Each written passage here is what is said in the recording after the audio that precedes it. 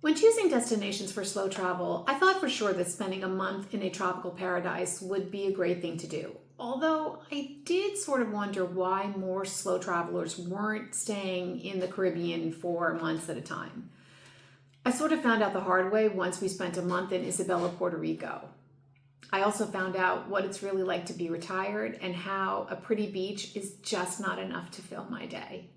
Stay with me as I talk about the month that we spent in Isabela, Puerto Rico. Hi, I'm Mimi, and this is Mimi and More, where we talk about slow travel, travel in general, and things about life and being over 60. So let's jump right into it, shall we? So for the month of March, we spent a week in Isabela, Puerto Rico, which, for those of you who are not familiar with the geography of the island, is on the opposite side of the island from San Juan, more on the western side of the island and north. So we decided to go to Puerto Rico because we were still in the beginning plannings of slow traveling. We had just sold our house, everything we owned. We were trying to figure out where to go. We had already locked into 2 months in Mexico, and I wanted 1 more month. And I thought, let's go to Puerto Rico. We love staying.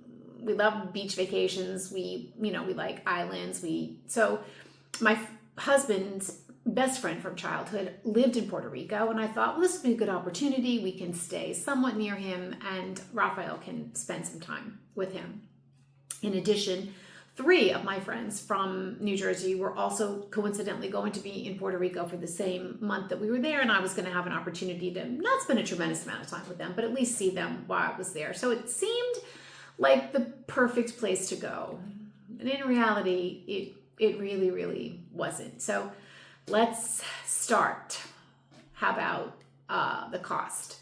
I will do another video where I break down our entire cost, but really what happened was I had picked out an Airbnb that was perfect. It was about $1,700 for the month, which is really right in our budget. And right when I went to book it, it had just disappeared. So then I was trying to scramble, and I had certain requirements. And so I ended up paying $2,500 a month for an Airbnb that was a 2-bedroom. I didn't even really need a 2-bedroom, but given my options, there was just not a lot to choose from. And so we went ahead and booked it. So technically I was already $500 plus over what I really wanted to spend for a month's stay. So we kind of walked in the door already being over budget. The reason that we picked Isabela, Puerto Rico was, again, we wanted to be closer to my husband's friend, and that this location was recommended by some of my friends. They said, oh, Isabella, it's beautiful, it's beautiful, it's beautiful. So I had those recommendations, so I thought, well, why not? So we did that. Getting there from Merida was not an easy feat.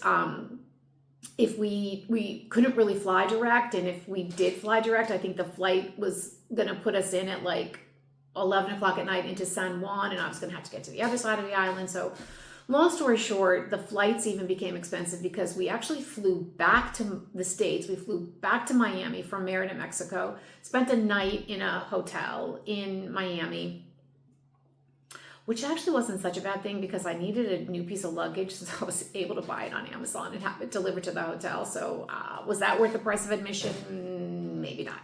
And then the next day we left and flew to Aguadilla, which is again on the western side of the island. So we get to Aguadilla, and the transportation, I didn't book anything in advance because I figured we'll just get an Uber. It said the Ubers were like $10 to $12, except they weren't, because there weren't any. There were no Ubers, no Uber, no Lyft, no Grab, no nothing but a taxi that wanted to charge us $45 to take us to our Airbnb from the airport, which was maybe about 15 miles, I guess. And so we were stuck between a rock and a hard place, so we just got in a taxi, and we had to pay what we had to pay. The interesting part of the journey, though, came when the taxi driver asked my husband if we could put the address in our GPS on our phone. I was sort of like, isn't that your job to know where we're going? But anyhow, we put it in on our phone. But my phone doesn't speak Spanish, so there was that. So luckily, as I mentioned before, my husband is a fluent Spanish speaker, so he actually got in the car, got in the front seat with the driver, and sort of navigated us on the way there. We got there. But so the Airbnb, as expensive as it was a really nice Airbnb. We were very comfortable there, and no Airbnb comes without an issue or a problem, but we got everything straightened out. Nothing too big, and we did, in terms of comfort, we had an enjoyable time where we stayed. But the town itself just really didn't have a lot to offer. I mean, it's a small, sleepy town on the northwestern coast of Puerto Rico. The beaches were indeed beautiful. So if my friends were referring to the beaches, they were really pretty. And not only that, but they were deserted. So maybe it was the month we were there. We were there for the entire month of March. But I mean, we would go to the beach and there would be absolutely no one there but us. So we would wait until later in the day because we couldn't have an umbrella where we were staying. We didn't have a car, so we didn't have any really transportation. So we had chairs available to us, and so we would schlep our chairs down to the beach. But there was no rentals available in the location that we were. So umbrellas were hard to come by, believe it or not. So we would wait until the sun would be in a certain place so that we could get shade from the palm trees, which was about 2:00 in the afternoon. So we did make a lot of beach trips down to the beach, but again, that we didn't leave until 2:00 in the afternoon. So we had a lot of day to fill in between, getting up and then leaving to go to the beach. And what we were really realizing was that there just wasn't anything there to fill our days. So, you arrive, you go to the supermarket, you stock up on groceries, things like that. But after that, now you're looking for what to do, where to go. And I don't know, I guess I just did bad homework on this one, but there wasn't much to do. Now, on the weekends, I think two of the Saturday nights, the town did have a great, in the main square, in the plaza, they had a great cultural salsa night. So there was music. One night there was live music and salsa dancing. So that was a lot of fun, but that's one night in a whole week or 2 nights in an entire month. So we really did lack for things to do. Now, my friends came to visit. That was great. So grateful for them. They traveled all the way across the island. We did spend a lovely day with them, and we did see some of the sights. And then my other friends were in a town called Rincon, which was about an hour away. So again, I thought I was going to get to see them more, but they were much further than I anticipated. And so actually it wasn't until I rented a car and we drove over there that I was actually able to spend any time with them. So it wasn't like we could even go to Rincon and spend any time with them. So we were just bored. I really was bored. And the killer was, it was the first time since I had officially retired and we were slow traveling that I had nothing to do. So the time from when we made this decision, I was like, go nonstop, right? We were selling our house, selling our car, selling everything we owned. I was, not only planning for this leg of the trip, but also planning even, 6-8 months beyond that where we were going. Because I wanted to get, Airbnbs booked, way ahead of time, lessons learned. If you don't book it, it could be gone the next day. So if you see something you like, you might want to jump on it. So by the time we got to Puerto Rico, I didn't have much to do. And I realized that I'm not good with nothing to do. And on top of it all, I thought, well, okay, I'll take a Zumba class, I'll take an exercise class. But everywhere I needed to go to take it was 2+ miles away to walk. And then I wasn't going to walk 2 miles to get to a Zumba class, take an hour-long class, and then, walk 2 miles home. There wasn't even a gym near where we were staying. So there was just really, really nothing. And it really affected me, not in a good way. So I didn't have a good time. And it wasn't a bad place, but by the time it was over, I was glad to leave. Not because it was a bad city, but just because it was not the right place for me. A little sleepy beach town just doesn't afford me enough activities during the course of the day. So is Isabella not a good place to go? No, I wouldn't say that. But is Isabella a place that you might want to go for a night or two?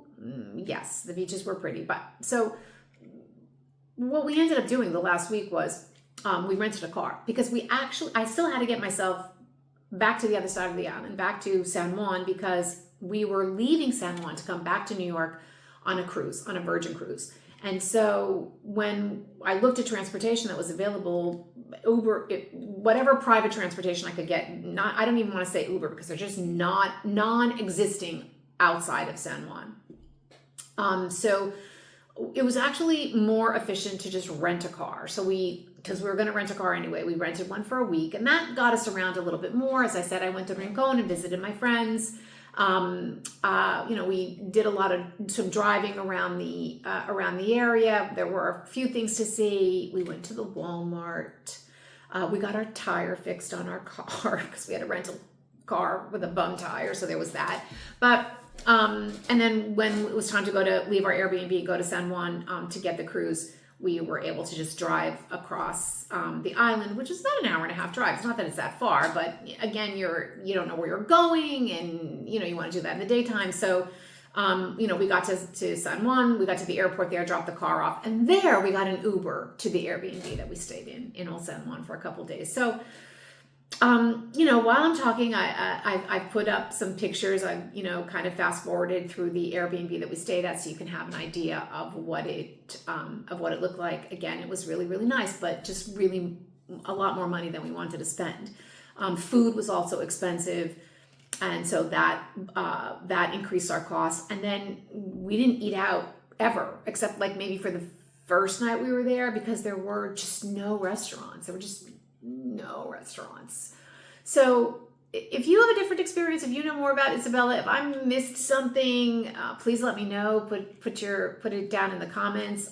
Isabella is a beautiful beach. There are beautiful beaches in Isabella. The town itself is a very, very sleepy town.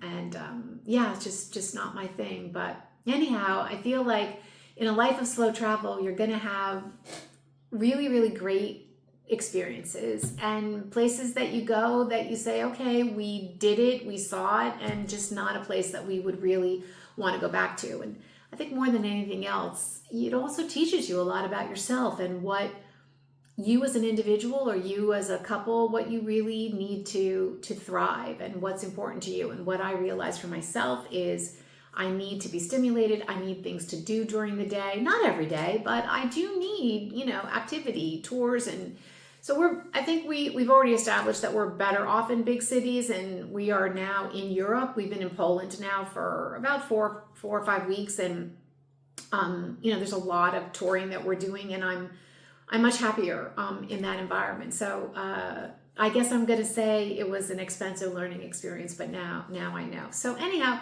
that wraps it up for Isabela Puerto Rico. I'll wrap it all up for sure next week when I post our expenses while we were there. And that's it for now. So in the meantime, find some joy in your life and smile someone during the day. It'll actually make a big difference. All right, take care. Bye-bye.